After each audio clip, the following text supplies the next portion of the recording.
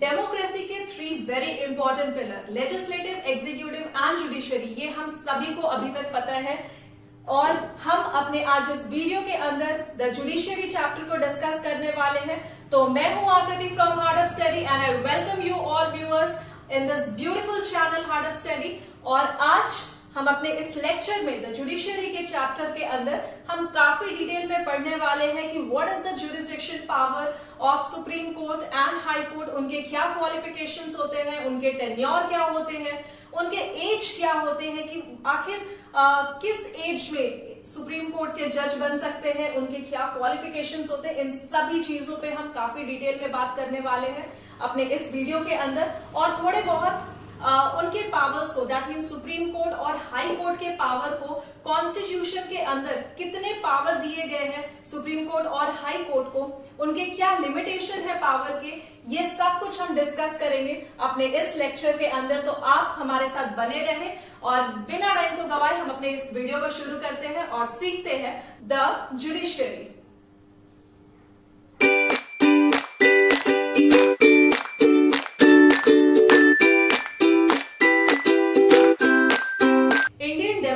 के 3 very important pillar, legislative, executive and judiciary. Legislative who legislate laws, मतलब कि जो नियम कानून बनाते हैं उन्हें हम लेजिस्लेटिव कहते हैं। Executive who execute those laws, that means जो उस नियम कानून को पारित करते हैं उन्हें हम एग्जीक्यूटिव कहते हैं। और जुडिशरी जो हमारा थर्ड पिलर है डेमोक्रेसी का, दैट मीन्स जो नियम कानून बनाए गए, एग्जीक्यूटिव जो उस नियम कानून को पारित किए, क्या वो सही तरीके से पारित किए हैं, क्या लोग उस नियम कानून को सही तरीके से मान रहे हैं, ओबे कर रहे हैं, ये हमारी जुडिशरी की ड्यूटी है उन्हें चेक करना। और जुडिशरी हमारे कॉन्स्टिट्यूशन के अंदर, नॉट एग्जैक्टली जुडिशरी बट हमारे कॉन्स्टिट्यूशन के अंदर, हमारे इंडियन कॉन्स्टिट्यूशन के अंदर चैप्टर 4 पार्ट 5 के अंदर बहुत ही क्लियरली मेंशन है रिगार्डिंग यूनियन। ये यूनियन क्या है, जिसके अंदर लेजिस्लेटिव, एग्जीक्यूटिव और जुडिशरी, ये तीनों पिलर्स हमारे डेमोक्रेसी के बारे में मेंशन है। मैं फिर से रिपीट कर दे रही हूं, chapter 4 part 5 of the Indian constitution speaks about the union, जिसमें article 124 to article 147 speaks about the judiciary. अगर मैं जुडिशरी पे बात कर रही हूं तो दैट मीन्स वहां जिक्र हो रही है supreme court and high court के बारे में। ठीक है, इसके बारे में हम और थोड़ा डिटेल में पढ़ेंगे, समझने की कोशिश करेंगे। लेकिन सबसे पहले मैं बता दूं कि यहां सिर्फ जुडिशरी का काम सिर्फ और सिर्फ नियम कानून जो बनाए गए हैं या जो पारित किए गए हैं उन्हें चेक करना ही नहीं होता, बल्कि वो जो डिस्प्यूट्स होते हैं कंट्री के अंदर उन्हें भी रिजॉल्व करती है। डिस्प्यूट्स से अब हमारा क्या मतलब है कि डिस्प्यूट का कहने का मतलब है कि डिस्प्यूट अगर मान लेते हैं देश के किसी नागरिक के बीच में किसी तरीके का लड़ाई हो रहा है, लड़ाई झगड़ा कर रहे हैं लोग, सिविल रिलेटेड मैटर है या क्रिमिनल केसेस रिलेटेड मैटर है, तो वो भी क्या है, एक तरीके का डिस्प्यूट है। डिस्प्यूट्स ऑफ इंडिविजुअल सिटीजन, या फिर अगर डिस्प्यूट्स किसी भी तरीके से सेंटर स्टेट का हो, दैट मीन्स अगर सेंट्रल गवर्नमेंट और स्टेट गवर्नमेंट के बीच में किसी भी तरीके का टशन हो जाए तो उसे भी रिजॉल्व हमारी जुडिशरी करती है। Next is related to states, that means कि अगर किसी एक स्टेट का टशन दूसरे स्टेट के गवर्नमेंट से हो तो वो डिस्प्यूट्स भी कौन सॉल्व करेगा, हमारी जुडिशरी सॉल्व करेगी। अब हम देखते हैं कि आखिर इंडिया में किस तरीके की जुडिशरी सिस्टम फॉलो की जाती है। अगर आपसे क्वेश्चन कभी एग्जाम में पूछ ले कि किस तरीके की जुडिशरी हमारे कंट्री में फॉलो की जाती है, तो आपको सिर्फ एक सिंगल वर्ड लिखना है, that is single integrated system. क्या लिखना है, single integrated system. Single integrated system का क्या कहने का मतलब है कि there are no separate set of laws and a single civil and criminal procedure operate throughout the country. That means पूरे कंट्री के लिए जो भी जुडिशरी बनाई गई है, चाहे वो सुप्रीम कोर्ट हो, हाई कोर्ट हो या सबऑर्डिनेट कोर्ट हो, ऐसा नहीं है कि अगर मैं आंध्र प्रदेश में चली जाऊं तो उसके लॉज जो होंगे, उसके हाई कोर्ट्स के जो लॉ होंगे वो झारखंड के हाई कोर्ट्स के लॉ से अलग होंगे, ऐसा बिल्कुल नहीं होगा। तो वही यहाँ स्टेटमेंट लिखा गया, there are no separate set of law and a single civil and criminal procedure operates throughout the country. मतलब जो भी नियम कानून होंगे सिविल रिलेटेड मैटर्स में या फिर क्रिमिनल प्रोसीजर में, वो पूरे कंट्री के लिए सेम होंगे, ठीक है। That is the only meaning of single integrated system. समझ में आ रही है आप लोगों को? सिंगल इंटीग्रेटेड सिस्टम का क्या कहने का मतलब है कि जो भी लॉज होंगे, जो भी नियम कानून होंगे, वो पूरे देश के लोग वो पूरे देश की जो जुडिशरी है वो चाहे किसी भी स्टेट से बिलोंग कर रही हो, लेकिन उनके जो लॉज होंगे सिविल रिलेटेड मैटर में या क्रिमिनल रिलेटेड मैटर्स में वो सेम होंगे, ठीक है। और हमारे जो कंट्री के अंदर जुडिशरी है वो किस तरीके से डिवाइडेड है आप यहाँ देख सकते हो। मैं छोटा सा एक माइंड मैप टाइप में मैं आपको बताई हूँ। फर्स्ट जो एपेक्स पे जो कोर्ट है दैट इज सुप्रीम कोर्ट, उसके नीचे होते हैं हाई कोर्ट्स, और हाई कोर्ट्स जो होते हैं ना सारे स्टेट्स के होते हैं, ऑलमोस्ट सारे स्टेट के हाई कोर्ट है, लेकिन कुछ ऐसे भी स्टेट है जिनके की कॉमन हाई कोर्ट है। एग्जाम्पल के तौर पे आप ले सकते हो पंजाब और हरियाणा, ये दोनों के जो हाई कोर्ट है वो एक ही है। जैसे झारखंड हो गया, बिहार हो गया, इनके जो हाई कोर्ट है वो डिफरेंट है, मतलब झारखंड के अलग हाई कोर्ट, बिहार के अलग हाई कोर्ट। लेकिन बहुत सारे ऐसे भी स्टेट है जिनके की इंटीग्रेटेड हाई कोर्ट है, आई मीन जो उनके हाई कोर्ट है वो सेम है। मैं इसके बाद वाले स्लाइड में आपको बताती हूँ। और ये जो हाई कोर्ट है इनके नीचे कौन होते हैं? हमारे सबऑर्डिनेट कोर्ट होते हैं। एक्चुअली हमें स्कूल और कॉलेजेस में पढ़ाया जाता है कि सबऑर्डिनेट कोर्ट होते हैं, but actually there is one more court that is called metropolitan court. Okay, तो यहाँ पर में जो कोर्ट होते हैं हाई कोर्ट के नीचे वो दो तरीके के कोर्ट होते हैं, subordinate court and metropolitan court. Subordinate court के नीचे क्या होते हैं, मतलब सबऑर्डिनेट कोर्ट में आपको किस तरीके के मैटर्स को डील किए जाते हैं? The matter related to civil cases, the matter related to civil cases और रिलेटेड टू क्रिमिनल केसेस। मतलब अगर सिविल रिलेटेड मैटर हो या क्रिमिनल रिलेटेड मैटर हो तो वो सबसे पहले कहाँ आएंगे? सबऑर्डिनेट कोर्ट में आएंगे। ये मैं नहीं बोल सकती कि सबसे पहले सबऑर्डिनेट कोर्ट में ही आएंगे, जरूरी नहीं है। अगर वो चाहे तो डायरेक्ट हाई कोर्ट में भी अपील कर सकते हैं, ठीक है। सबऑर्डिनेट कोर्ट में मतलब that is the very lower, ठीक है। इसके अगर मैं ऊपर अगर एक कोर्ट और बात करूं कि सबऑर्डिनेट के ऊपर कौन से कोर्ट होते हैं, तो आप कह सकते हो दैट इज डिस्ट्रिक्ट कोर्ट। मतलब supreme court is at top, then high court and then district court. और डिस्ट्रिक्ट कोर्ट के नीचे फिर दो पार्ट बनते हैं, that is metropolitan and subordinate court, ठीक है। सबऑर्डिनेट कोर्ट के अंदर होते हैं civil cases related matters and criminal cases related matter. अब मैं आपको ये दोनों टर्म भी क्लियर करते हुए चलती हूँ कि सिविल रिलेटेड मैटर्स क्या होते हैं और क्रिमिनल प्रोसीजर या क्रिमिनल रिलेटेड मैटर्स क्या होते हैं।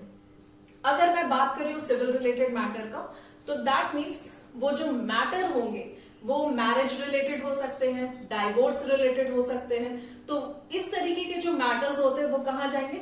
सिविल केसेस के अंदर। मतलब जो अपील किए जाएंगे इन मैटर्स से रिलेटेड वो कहाँ किए जाएंगे? सबऑर्डिनेट कोर्ट में। अगर लोग चाहें कि सबऑर्डिनेट कोर्ट में ना अपील किए जाए तो वो हाई कोर्ट में भी डायरेक्ट अपील कर सकते हैं, ठीक है। और criminal cases I don't think आप लोगों को बताने की जरूरत है कि अगर चोरी रिलेटेड मैटर हो या फिर किसी भी गैंग रेप रिलेटेड मैटर हो तो ये एक्चुअली क्या होता है? क्रिमिनल रिलेटेड ही मैटर हुआ, ठीक है। तो ये हो गया क्रिमिनल रिलेटेड मैटर। और अब मैं आपको कुछ बहुत ही इंटरेस्टिंग फैक्ट्स बताती हूं अपने देश की जुडिशरी से रिलेटेड। हम सभी को पता है कि इंडिया के अंदर 28 स्टेट्स है और 9 यूनियन टेरिटरीज है, बट क्या आपको पता है कि इंडिया के अंदर कितने हाई कोर्ट्स हैं? क्या आपको पता है कि इंडिया के स्मॉलेस्ट हाई कोर्ट किसे कहा जाता है? इंडिया के ओल्डेस्ट हाई कोर्ट कौन है? क्या आपको पता है इंडिया के वो कौन से स्टेट है या कौन से यूनियन टेरिटरी है जिसके पास मोर देन 1 जुरिस्डिक्शन पावर है? क्या आपको पता है इंडिया में फर्स्ट जस्टिस सिटी के नाम से कौन फेमस है?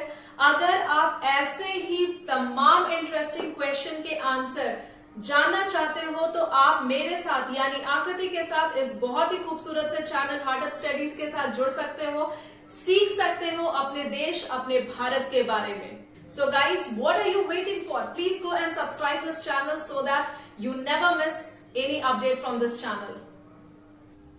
तो चलिए अब हम सारे क्वेश्चंस के आंसर को डिस्कस करते हैं। हमारा जो फर्स्ट क्वेश्चन था कि इंडिया के अंदर कितने हाई कोर्ट्स हैं, तो हम सभी को पता है कि इंडिया के अंदर 28 स्टेट्स है एंड 9 यूनियन टेरिटरीज है। जब आपसे कॉमनली कोई ये क्वेश्चन करे कि इंडिया के अंदर कितने हाई कोर्ट्स है, तो आपके दिमाग में एक ही चीज आता है 28 स्टेट प्लस 9 यूनियन टेरिटरी। अगर हम इन दोनों को ऐड करते, अगर हम इन दोनों का सम करते, तो हमारे पास हाई कोर्ट्स के नंबर निकल करके आ जाएंगे। तो दैट मीन्स इंडिया के अंदर आपके अकॉर्डिंग होने चाहिए 37 हाई कोर्ट्स। लेकिन अगर आप ये आंसर कहीं भी टिक करते हो या किसी को बताते हो कि इंडिया के अंदर 37 हाई कोर्ट्स है, तो ये आंसर हो जाएंगे रॉन्ग। ठीक है, क्यों गलत हो जाएंगे? क्योंकि इंडिया के अंदर एट प्रेजेंट 25 हाई कोर्ट्स है। ठीक है, इंडिया के अंदर एट प्रेजेंट कितने हाई कोर्ट्स है? 25 हाई कोर्ट्स है। और article 214 of the Indian constitution states that there shall be a high court. यहां देखो, article 214 states that India shall have a high court, मतलब इंडिया के अंदर हाई कोर्ट्स होने चाहिए। ये कॉन्स्टिट्यूशन के अंदर आर्टिकल 214 कहती है। और ये जो हाई कोर्ट के बारे में हम बात कर रहे हैं इतने सारे, तो एक्चुअली आप ये भी समझ लो कि ये हाई कोर्ट्स जो होते हैं ना, ये सुप्रीम जुडिशियल बॉडी होते हैं किसी भी स्टेट के। ठीक है, मैं फिर से रिपीट कर रही हूं, ये जो हाई कोर्ट होते हैं ये सुप्रीम जुडिशियल बॉडी होते हैं किसी भी स्टेट के। जिस तरीके से अगर हम बात करें supreme judicial body of India, तो हम क्या कहेंगे आंसर में? Supreme court. ठीक है, अगर बात हो रही है supreme judicial body of India, हमारे कंट्री की सुप्रीम जुडिशियल बॉडी कौन है, तो आप कहोगे सुप्रीम कोर्ट। अगर मैं आपसे क्वेश्चन करूं कि supreme judicial body of a state, तो आप आंसर करोगे हाई कोर्ट।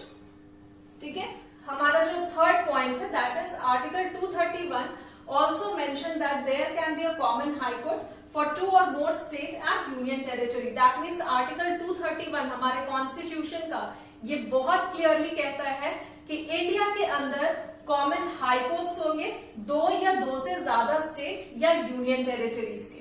क्लियर है?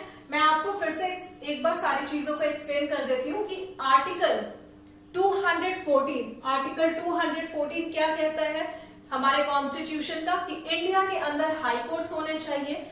आर्टिकल 231 कहता है कि इंडिया के अंदर कॉमन हाई कोर्ट्स हो सकते हैं 2 या 2 से ज्यादा स्टेट या यूनियन टेरिटरी के। और इन शॉर्ट अगर मैं पूछूं इंडिया के अंदर कितने हाई कोर्ट्स, तो आप बहुत ही क्लियरली बताओगे कि इंडिया के अंदर 25 हाई कोर्ट्स है, not 37 high court. Okay, India के अंदर 25 हाई कोर्ट्स है। अब चलिए बढ़ते हम अपने नेक्स्ट पार्ट ऑफ आंसर की तरफ। हमारा नेक्स्ट क्वेश्चन था smallest high court in India. हमारा जो स्मॉलेस्ट हाई कोर्ट है इंडिया के अंदर that is Sikkim high court, जो स्टेब्लिश हुआ था 1975 में। ओल्डेस्ट हाई कोर्ट इंडिया के अंदर कौन है, तो कलकत्ता हाई कोर्ट, जो स्टेब्लिश हुआ था 1862 में। और high court has maximum number of जजेस।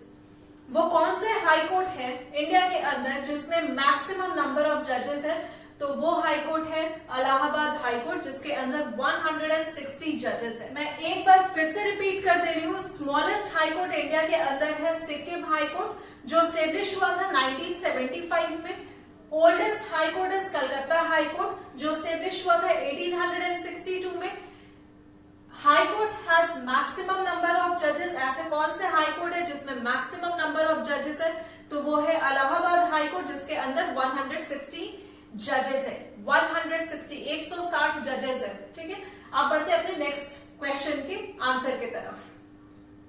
चलिए अब हम डिस्कस कर लेते हैं हाई कोर्ट्स जिनके की कॉमन ज्यूरिसडिक्शन पावर है एक या एक से ज्यादा स्टेट या यूनियन टेरिटरीज के। That means high courts having jurisdiction over more than 1 state और यूनियन टेरिटरीज। वो सारे हाई कोर्ट्स के बारे में हम देखेंगे। Actually there are 6 high courts जिनके की ज्यूरिसडिक्शन पावर एक या एक से ज्यादा स्टेट या यूनियन टेरिटरी के हैं। हमारे जो फर्स्ट हाई कोर्ट है that is Bombay high court. Bombay high court के अंदर महाराष्ट्र, दमन and Diu, Goa, Dadar and Nagar Haveli state और यूनियन टेरिटरी है, जो कि बॉम्बे हाई कोर्ट के ज्यूरिसडिक्शन पावर में आते हैं। वेस्ट बंगाल और Andaman and Nicobar Kolkata high court के अंदर है, वहीं तमिलनाडु और पौंडीचेरी मद्रास हाई कोर्ट के अंदर है, गुवाहाटी हाई कोर्ट के अंदर आसाम, नागालैंड, मिजोरम एंड अरुणाचल प्रदेश के जुरिस्डिक्शन पावर आते हैं, और वहीं केरला हाई कोर्ट के अंदर केरला एंड लक्षद्वीप आइलैंड आते हैं। और हमारा जो लास्ट हाई कोर्ट है that is Punjab and Haryana high court, इसके अंदर पंजाब, हरियाणा और चंडीगढ़ के हाई कोर्ट के जुरिस्डिक्शन पावर आते हैं। आई होप आपको सारे क्वेश्चन के बहुत ही इंटरेस्टिंग आंसर मिल गए होंगे, और इसी के साथ बढ़ते हैं अब हम आगे।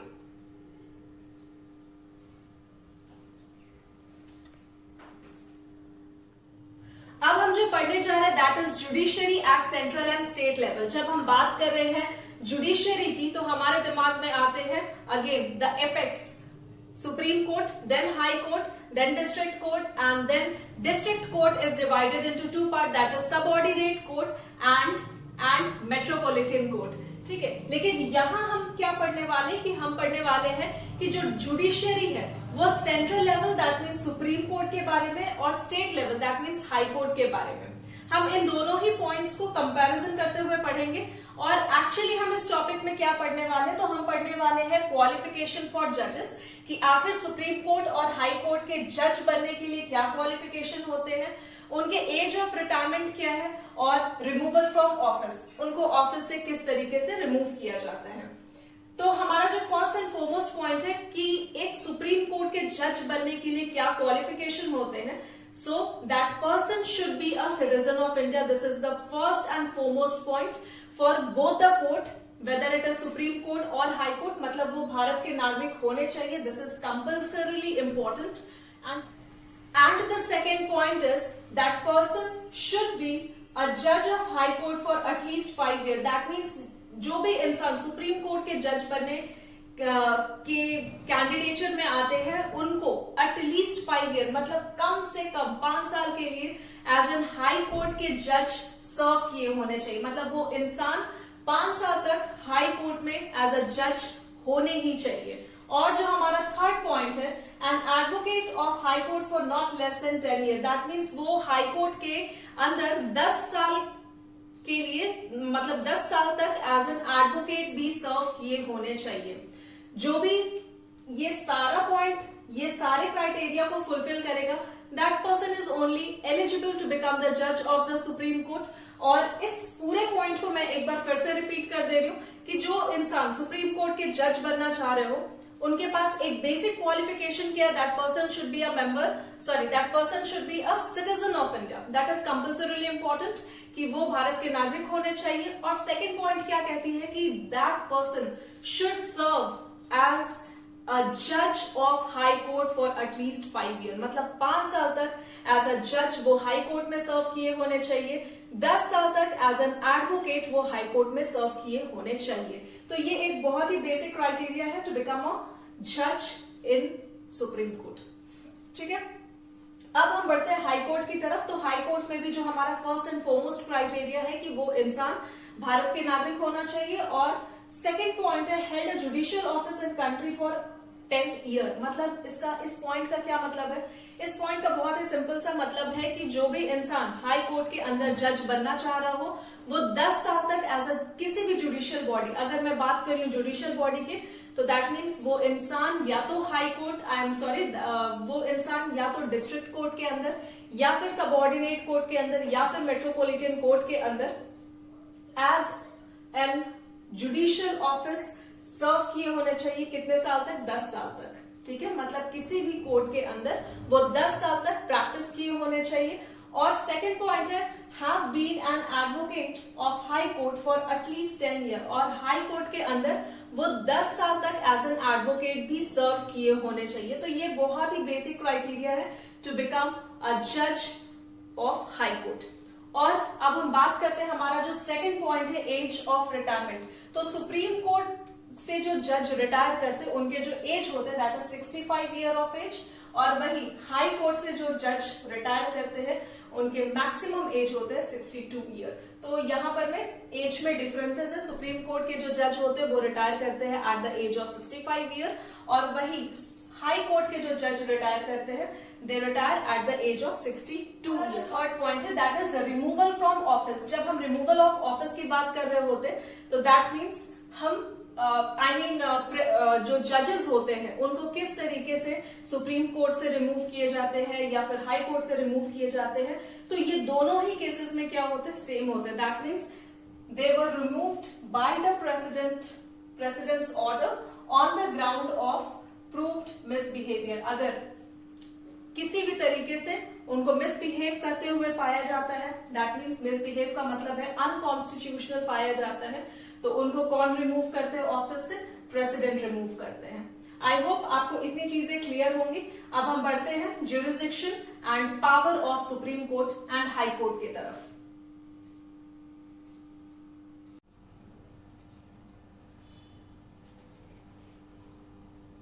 सो jurisdiction and power of supreme court and high court. जब हम ज्यूरिसडिक्शन की बात करते हैं तो ज्यूरिसडिक्शन एक सुप्रीम कोर्ट और हाई कोर्ट के दायरे होते हैं, ठीक है। अगर हम इन जनरल टर्म्स में आपसे बात करें और पूछूं मैं आपसे कि ज्यूरिसडिक्शन क्या है, तो आप बहुत ही आसान भाषा में कह सकते हो कि ज्यूरिसडिक्शन सुप्रीम कोर्ट या हाई कोर्ट का एक दायरा है। दायरा का क्या कहने का मतलब है कि दायरा का मतलब है कि सुप्रीम कोर्ट किस लिमिटेशन में रह करके अपने डिसीजन देते हैं, अपने जजमेंट्स देते हैं किसी भी केस पर, वो क्या हो जाएंगे, ज्यूरिसडिक्शन हो जाएंगे। और कॉन्स्टिट्यूशनली सुप्रीम कोर्ट और हाई कोर्ट में 6 टाइप के ज्यूरिसडिक्शन है। Original jurisdiction, appellate jurisdiction, advisory jurisdiction, judicial review, revisory jurisdiction and code of record, जिसमें एक जुडिशियल एक और ज्यूरिसडिक्शन है रिट्स। उसके बारे में मैं आपसे बाद में डिस्कस करूंगी, लेकिन मेजरली 6 ज्यूरिसडिक्शन है। मैं फिर से रिपीट कर रही हूं, original jurisdiction, advisory jurisdiction, appellate jurisdiction, advisory, then revisory and code of record, 6 jurisdiction. अब हम एक एक करके समझते हैं कि आखिर ओरिजिनल ज्यूरिसडिक्शन क्या होते हैं।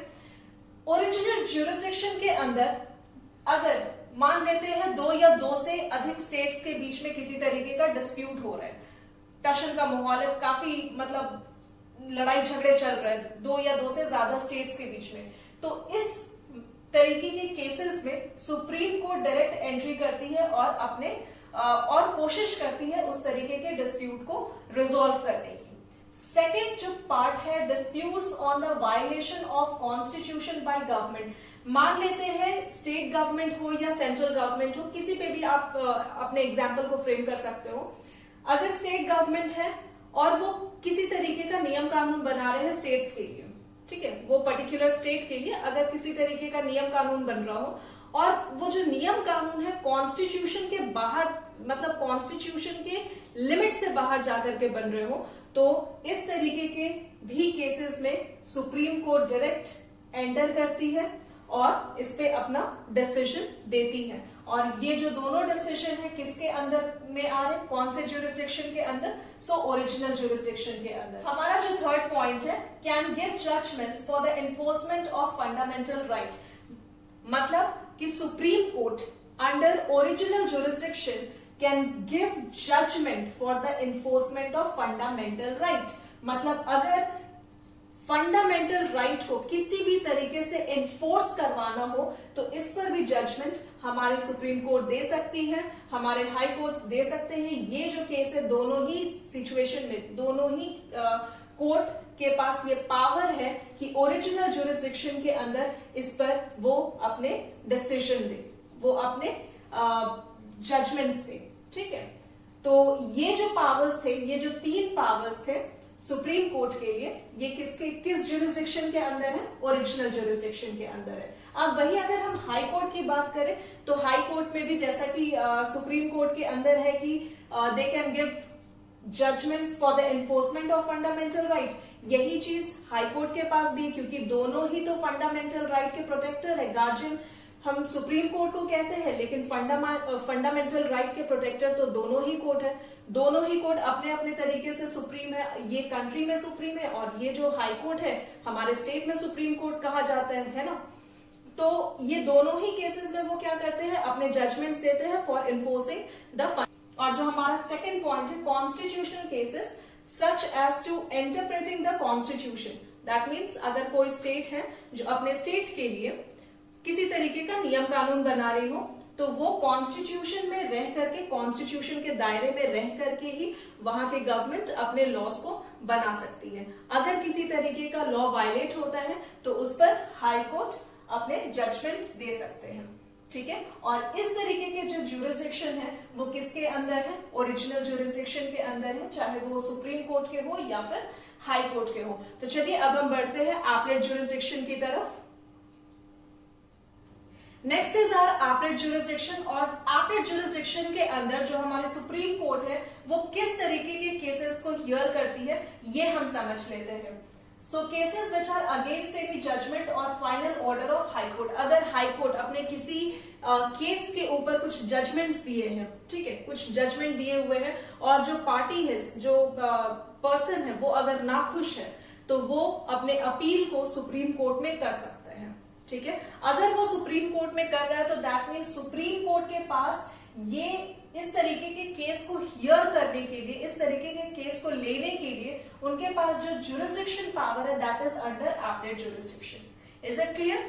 तो मैं फिर से रिपीट कर दे रही हूं, अगर केसेस में अगर किसी भी तरीके का केस है हाई कोर्ट के अंदर और हाई कोर्ट उस केस के ऊपर अपना हियरिंग दे रही है, अपने जजमेंट्स दे रही है, और जो सामने वाला पार्टी है वो उस डिसीजन से, उस जजमेंट से खुश नहीं है, तो वो अपील सुप्रीम कोर्ट में कर सकते हैं।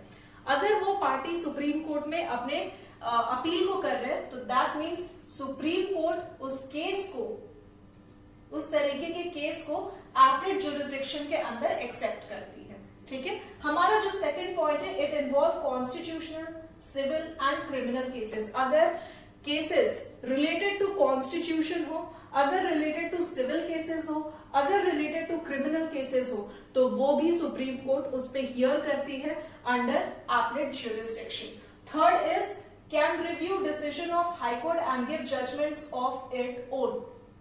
तो हाई कोर्ट के किसी डिसीजन को अगर हाई कोर्ट किसी भी तरीके का अपना फाइनल इंटरप्रिटेशन, अपना अपने फाइनल जजमेंट्स दे दिए हो, और उस हाई कोर्ट के जजमेंट्स को भी सुप्रीम कोर्ट के पास पावर है कि वो उस डिसीजन को रिव्यू करे, ठीक है। तो ये जो पावर है सुप्रीम कोर्ट के पास, ये किसके अंडर है? सो एपलेट ज्यूरिसडिक्शन के अंदर है।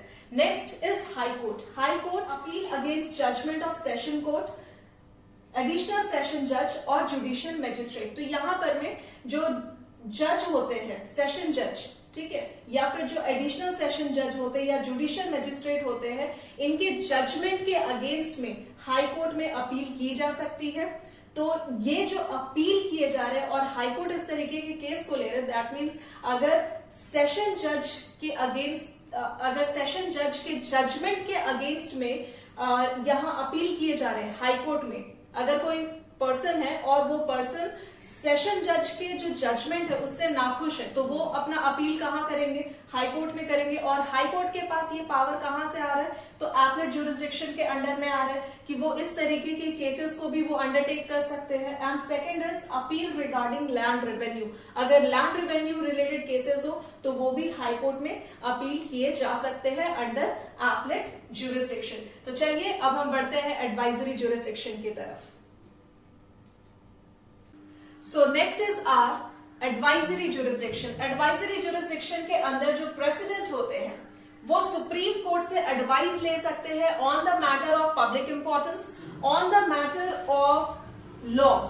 दैट मीन्स अगर प्रेसिडेंट चाहे तो सुप्रीम कोर्ट से अगर मैटर रिलेटेड हो लॉ से या फिर मैटर रिलेटेड हो पब्लिक इंपॉर्टेंस से, तो उस पर सुप्रीम कोर्ट की एडवाइस ले सकते हैं। बट ये भी कंपलसरी नहीं है कि सुप्रीम कोर्ट अपने एडवाइस प्रेसिडेंट को दे ही दे, ये कंपलसरी नहीं है, ये कॉन्स्टिट्यूशन में नहीं लिखा गया है। और ना ये इंपॉर्टेंट है कि जो सुप्रीम कोर्ट एडवाइस कर रही है प्रेसिडेंट को वो प्रेसिडेंट भी एक्सेप्ट कर ले। एक्चुअली ये एडवाइजरी ज्यूरिसडिक्शन इंपॉर्टेंट क्यों है कॉन्स्टिट्यूशन के अंदर? क्योंकि यहां पर होता क्या है कि जब लेजिस्लेटिव अपने नियम कानून बनाते हैं तो वो क्या कॉन्स्टिट्यूशन के दायरे में रह करके अपने लॉज बना रहे हैं?